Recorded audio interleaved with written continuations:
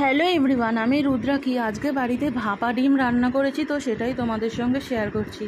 এখানে আমি 5টা ডিম নিয়েছি। 5টা ডিমের মধ্যে একটু নুন দিয়ে ভালো করে এটাকে ফেটিয়ে নিতে হবে। এটা মানে এতটা ভালো করেই ফেটাতে হবে যাতে এটা একটু ফুলে ওঠে, ঠিক আছে। মানে চাইলে এটা মিক্সিতেও করা যায় বা হ্যান্ড ব্লেন্ডার দিয়েও করা যায়। তো আমি এটা এইগুলো দিয়েই আমি ডিম ফাটাই সাধারণত।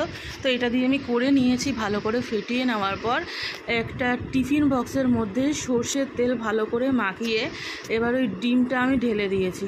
আর দেখো, সর্ষের তেল দেওয়ার জন্য সর্ষের তেলটা কি খানিকটা উপরে উঠে এসছে। তো ওটা ভালো করে মুখটা আটকে দিয়ে তারপরে একটি কড়াইয়ের মধ্যে আমি এবার এটাকে ভালো করে বসিয়ে দেবো। তো প্রথমে না জলটা একটু বেশি হয়ে গেছিলো, এই জন্য আমরা একটু কমিয়ে নিয়েছি।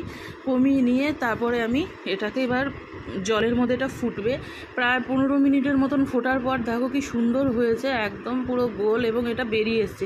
তেলটা একটু ভালো করে মাখিয়ে নিলে এটা নিজে থেকেই খুলে চলে আসে। তারপরে আমি এগুলোকে পনিরের মতন ছোট ছোট কিউব কিউব করে কেটে নিয়েছি। তো এটা অনেকটা অমলেটও বলা যেতে পারে। তো এটা আমার মা এটা ছোটোবেলায় করে দিত। তো সেটা আমি আমার হাজব্যান্ডকে প্রথম বিয়ের আগে করে একবার খাইয়েছিলাম। তো ওর খুব ভালো লেগেছিলো, যে জন্য মাঝে মাঝে করি। এটা আরও যদি ডিম দেওয়া যায় তাহলে আর একটু বেশি হয়। তো এটা আমাদের দুবেলার দুজনের তো হয়েই যাবে। তো দেখো, ডিমটা ভাজার পর ডিমের এই কিউবগুলো কি সুন্দর ফুলে ফুলে উঠেছে, দেখতে খুব সুন্দর লাগছিলো।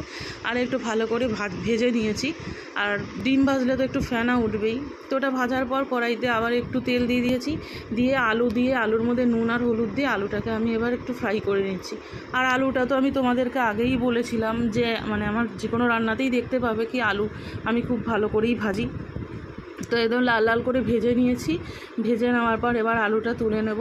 তো আলুটা তুলে নিয়ে ওই তেলের মধ্যে একটা তেজপাতা আর গোটা গরম মশলা ফোড়ন দিয়ে পেঁয়াজ কুচি দিয়ে দিয়েছি। তো পেঁয়াজ আমি বেশি দিইনি, এইটুকুই দিয়েছিলাম। আর একটু এইখানে 2টো পেঁয়াজ আছে। তো 2টো পেঁয়াজের একটা পেঁয়াজ আমি এখানে দিয়েছি, আর একটা পেঁয়াজ আদা রসুনের সঙ্গে মিক্সিতে বেটে দিয়েছি।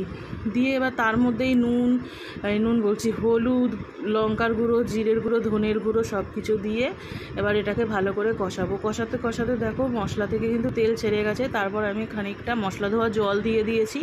তো মশলা ধোয়া জল দিয়ে এটাকে আর একটু ভালো করে কষিয়ে নেবো যতক্ষণ না জলটাকে টানানো হচ্ছে। জলটা টেনে যাওয়ার পর দেখো আবার কিন্তু এটা থকথকে টাইপের হয়ে গেছে। আর দেখো কষানো একদম ভালো মতনই হয়ে গেছে, খুব সুন্দর গন্ধও বেরিয়ে গেছে। তারপর আমি ভেজে রাখা আলুগুলো দিয়ে দিয়েছি। আলুটা দিয়ে আর একটু ভালো করে কষাবো। তো এই রান্নাটা জানো তো কষা কষা করলে আরও টেস্ট হয়, কিন্তু কষা কষা করতে গেলে তেল পেঁয়াজ অনেক লাগে। তো অত খরচা করা যাবে না। পেঁয়াজের দাম 1 কেজি 70 টাকা, হয়তো পুজোর সময় 100 টাকা হয়ে যেতে পারে। তো আলু দিয়ে কষানোর পর এবার আমি এর মধ্যে জল দিয়ে দিয়েছি ঝোলের জন্য। তো জলটা দিয়ে আলুটাকে ভালো করে নাড়াচাড়া করে ঢেকে রেখেছি। 5 মিনিট ঢাকার পর দেখো এরকম ফুলে উঠেছে। তারপর আমি ডিমের ওই যে কিউবগুলো বানিয়েছিলাম, যেটা ভেজে রেখেছিলাম, তো ভাপা ডিমের, সেইটাও আমি দিয়েছি। এবার খানিকক্ষণ নাড়াচাড়া করে নিয়েছি। একটু ফুটবে এটা। তো ফোটার পর আমি এটার মধ্যে গরম মশলা গুঁড়ো অ্যাড করে দিয়েছি। ঘিও দেয় অনেকে, আমি দিই না। তো ঘি দেওয়া মানেই তো সেই রিচ হয়ে গেল, সেই জন্য আমি ঘিটা দিই না। তো এবার একটু নাড়াচাড়া করে নামিয়ে নেব। নামিয়ে নিলেই একদম ডিমের বরফি তৈরি। তো এটাকে ভাপা ডিমও বলা যেতে পারে, ডিমের কেকও বলা যেতে পারে। তো আমার এই রান্নাটা হয়ে গেছে। তোমাদের সবার কেমন লাগলো জানিও, ভালো লাগলে শেয়ার করে দিও। আর বাড়িতে করে খেয়েও দেখতে পারো, খুব ভালো হয়।